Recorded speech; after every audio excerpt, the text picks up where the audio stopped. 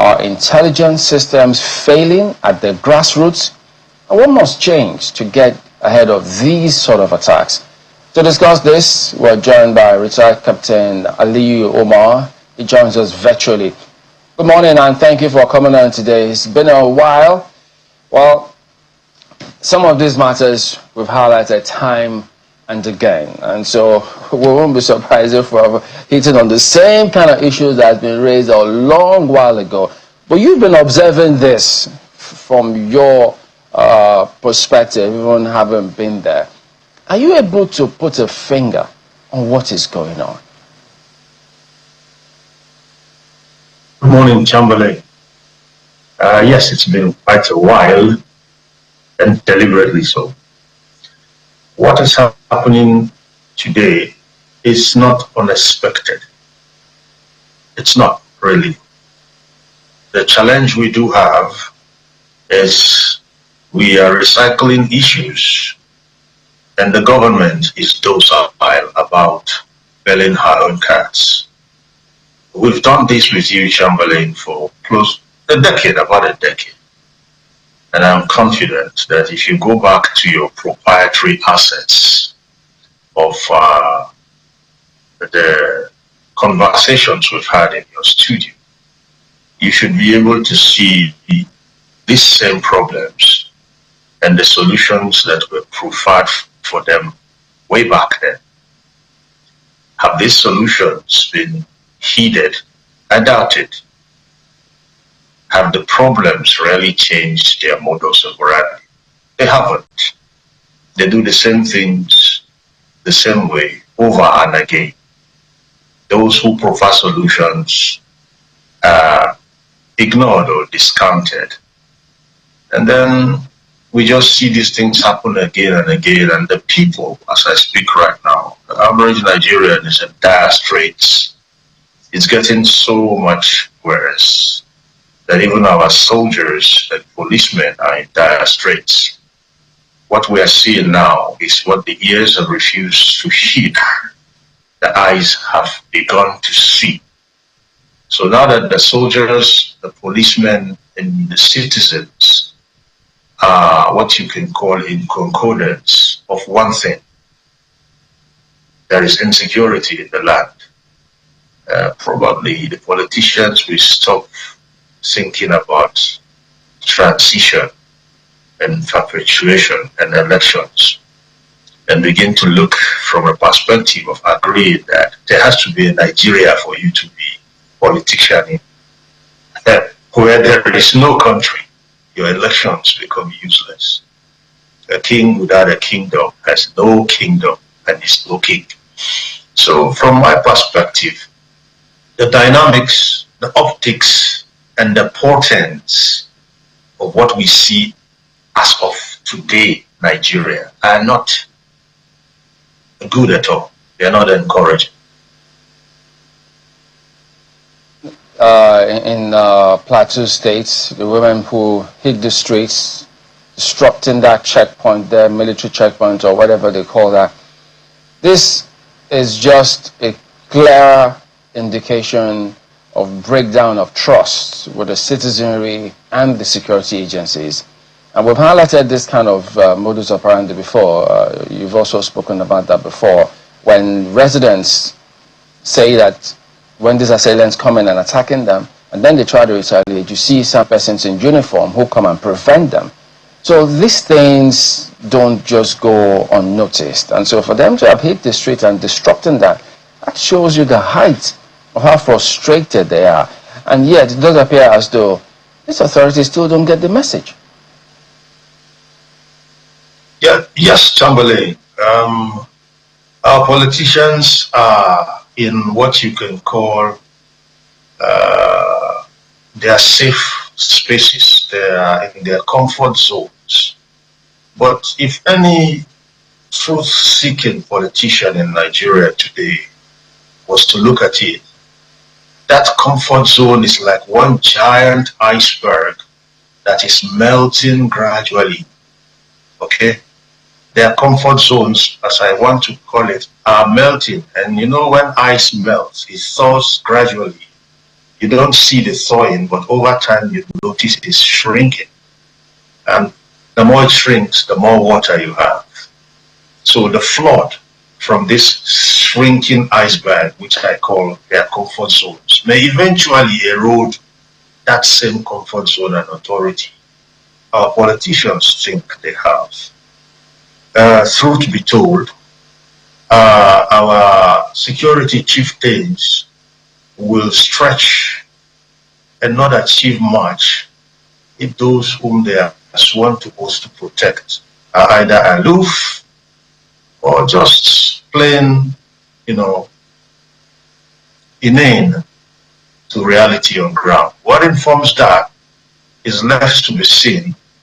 But if the dynamics, the portents, and the optics, as I said, are anything to go about, then the Nigerian politicians should know that they are heading for a showdown. In fact, we are counting down to a showdown if something is not done urgently about the security situation, about the flight of the armed forces, the security agencies.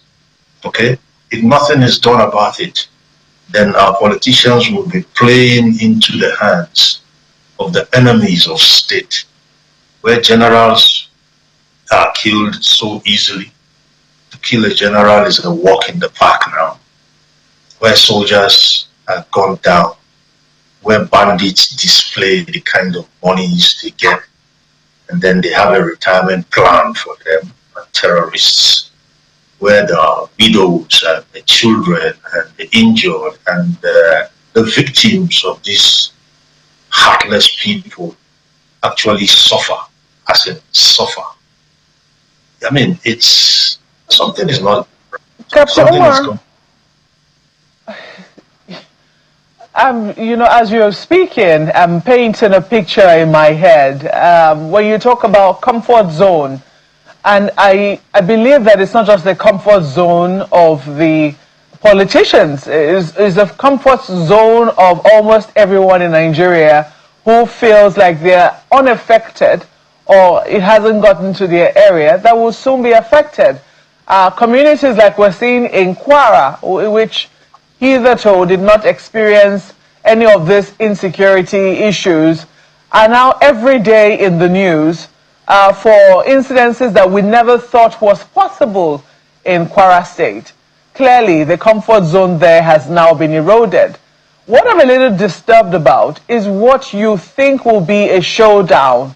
What do you really mean when you say that we could be preparing for a showdown? Who is it going to be between? Who are going to be the actors in this showdown? Where a showdown needs not be physical. The worst showdown we've had from a security or an intelligence officer's perspective is called civil disobedience. It's worse than a military coup. When you have civil disobedience, as in you are looking at a concurrence across the nation of minds, whereby it's unspoken, it's loud, it's there, and the people just decide, you know what, we don't see you anymore. When they say we don't see you anymore, they're talking to their leaders or government, across parties, across religion, across region, across everything. We just don't see you anymore. And when you have civil disobedience, it's very, very difficult for the ruling class, or what you may call the political elites or the government, to build back that eroded trust. So the countdown to a showdown I'm talking about need not be physical, need not be violent, but it's just going to be this thing that happens when there is this unspoken loud. It's loud but silent, and you just know it as you know it, that you are no longer in charge. Okay? And that's dangerous. That's dangerous. Some people will say that, right now we're already beginning to see strands of it, where, it would appear that law and order is already being eroded in some cities, even in the Federal Capital Territory. Sometimes you really wonder who is in charge in the Federal Capital Territory with regards to law and order, especially when you see people just doing whatever they like on the road. Things that ordinarily would not be acceptable are now just overlooked. The big questions in that regard. But let me quickly, ask you what you make of, because for years we've been trying to diagnose. I mean, we've spoken for years now on the issue of insecurity in Nigeria, starting with Boko Haram. We had, lots of conversations around it. Now we're moving to banditry. We've been told about how resources are, fueling this conflict. But we also hear that in many instances, politics is a huge part of it. Our politicians, in some instances, we understand, now play the sort of politics where human lives do not really matter anymore, and all that matters to them is power. I'm a little curious, do you hear this as well? Do you really think it is possible that what we're looking at in some of the states where we're witnessing a resurgence or will I say a spike, or will I say a renewal, maybe not a renewal, but a start in places where we never saw this sort of thing now? Do you think the politicians could have a hand in this, or this is totally external to our country? Well, if you listen to the utterances of certain persons who are politicians, you should know they do have a hand in this. If you look at the audacity of persons who will want to move bills or set motions in progress for the rehabilitation and, how do I put it, all the R's they mention, of dangerous people and their reintegration into society. It's laughable now, isn't it? You don't have to see where the sponsors of these things are residing. I recall way back when a former president said that Boko Haram members were in his government. Events retrospectively seem to underscore and just strengthen that position. Next, you see, when the armed forces, a nation's last bastion of defense, is reduced to what you are seeing today out there, you make your threats bolder. There's something we call localization and location of industries for the entrepreneurs.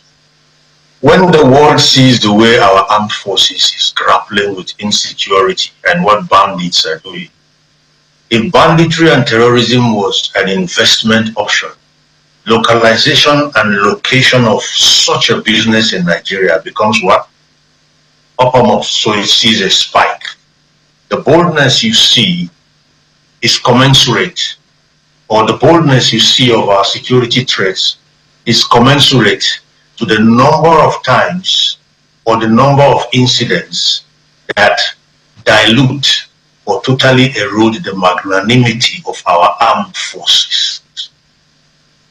That's why you see the big questions in that regard. I mean, I will not completely absolve the armed forces from this, because they did have a duty. I mean, with all due respect to the services, to the efforts of our men and women who are out there, trying to now combat this. Some people will say that was because we overlooked this monster, or we underestimated what was possible, or some people were sleeping at their jobs. Because before now, we know that we have the intelligence system, people that ought to have informed other people to say this sort of thing was brewing. We need to be able to nip this in the bud before it became a full-blown tree.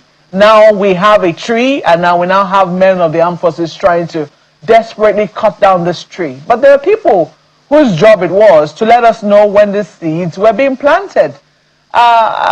Big questions as to what we have made of, the accountability measures we've put in place for those people. I mean, there are questions in that regard. I'm sure you want to respond to it, but then let me let you respond to that first. Thank you. Yes, I want to respond to that by still doing a retrospective of conversations we've had in your studio way back. And I recall speaking to security, particularly as it concerns our armed forces, as pretty much something our commanders-in-chief can wrap their hands around. I recall saying, a chieftain, regardless, any of the arms of services or even the police, can be presented a menu of problems and asked to give a roadmap of what he can do with timelines. Let's projectize security operations now, if you may put it that way. And when you have done that, I recall also saying it's up to the politicians or our leaders to ask for what is required to meet the problems he can solve in the immediate, mid-term, and long-term perspectives. In that order, I also said, in fairness to the armed forces, that a markup can be given both on the timelines and the resources required, but that chieftain will deliver. We must match our expenses to expectations and vice versa. If you don't deliver, that's it, you're out. That does not seem to be the case. So much as we can give this much, we must also expect X much. You don't take my money as your commander-in-chief and you come back with a story. No, sir. I recall saying that in your studios. Next, to prop our armed forces up and ensure that the best are given a chance to train and to serve. One blunder, one chieftain. No excuses. You see. Well, I hear you on that. I hear you on that, and I think you're referring to those who are currently in office. But then the questions as to those who have left office and how it was that they let the problem even spread and get out of hand. But let me ask you, and this is in respect to the criticism that you have raised with regards to the rehabilitation of ex-terrorists. For those, that program, when it was conceived, the idea was that a number of people were forced to become terrorists. They did not do so of their free will. And the idea was to open a corridor whereby these people could have a chance to come back, lay down their arms, and then they are rehabilitated. Clearly, that hasn't gone down well, or maybe it was not clearly explained, or maybe in the execution of that plan, it has not quite worked how it was envisaged. Do you still see a need? Do you think that that is affecting somehow the morale of those who are currently fighting? Because every time we have these conversations, we hear this come up every now and again. Do you think that there's a need for re-explanation, or do you think that there's a need to re-examine this rehabilitation that was supposed to be a safe corridor for terrorists who were forced into it, or who thought, look, this is not the way to go, and were laying down their arms? Well, to answer your question directly, I say no. And I'll tell you why. It is on record, facts and proven, that there's nothing that works with these people, terrorists. Ceasefires have been violated. I recall of a time when a sitting service chief of blessed memory brokered a ceasefire, and these people actually used it as a way to score a deadly blow below the belt. Okay? I remembered the late Air Marshal Sabundu Badi Alex, when a ceasefire was actually agreed upon in the Northeast, and 2 or 3 days into that ceasefire period, these people struck. In fact, anytime you see them pretending to limp, they're trying to sneak back into your defenses with a view to do even more damage later. They don't have a history of respecting pacts. They exploit pacts. We know it. Let's not sleep over this.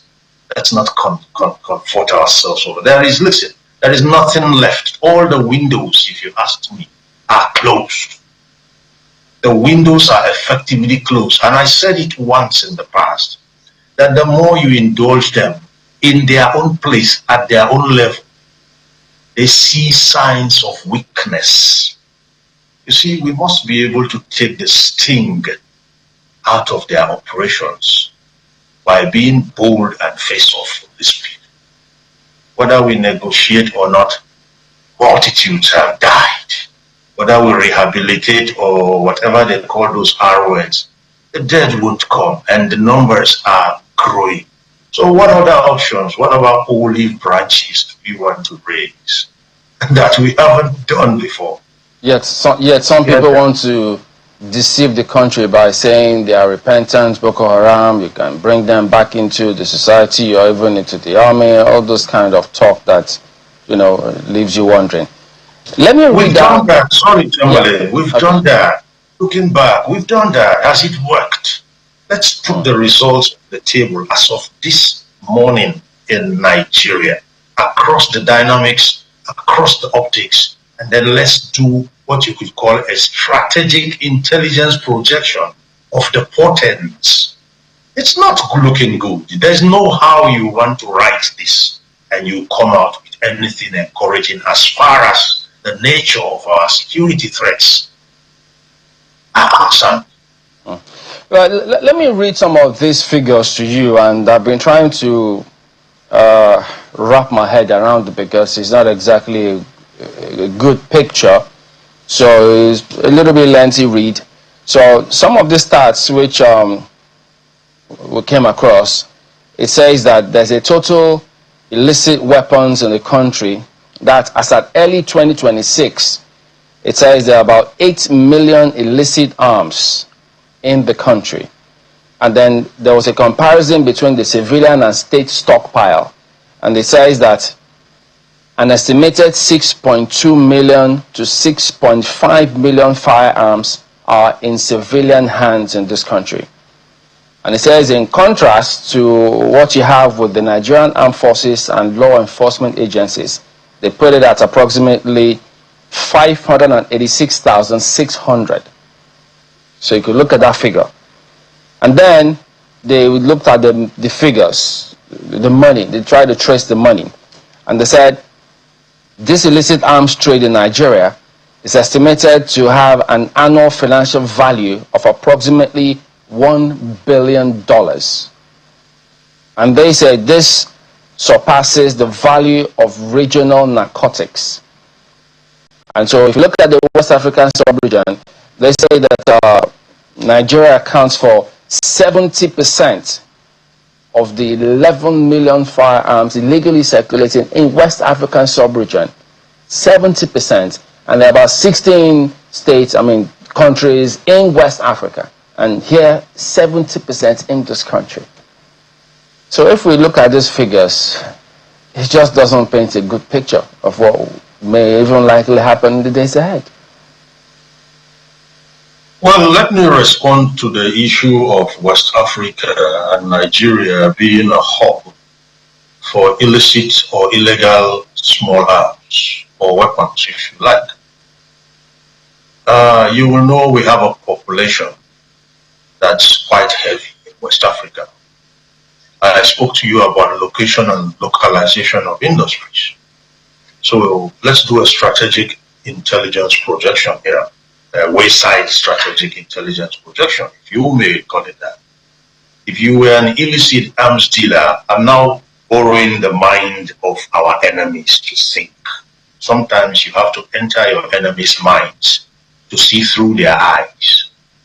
So if you are an illegal or illicit arms dealer and you see this quantum of crisis going on in Nigeria across regions, what will you see? You will be seeing a market for your stock in trade. So in as much as I cannot begin to confirm or negate, I am using what you call indicators and what we call the dynamics to now do an analysis and then stretch people's minds so they can be better equipped to sense, that is awareness wise, and then make their own deductions. That's for the illicit ammunition or weapons, small weapons, that is, said to suffuse our spaces. Don't forget again, our borders have their challenges.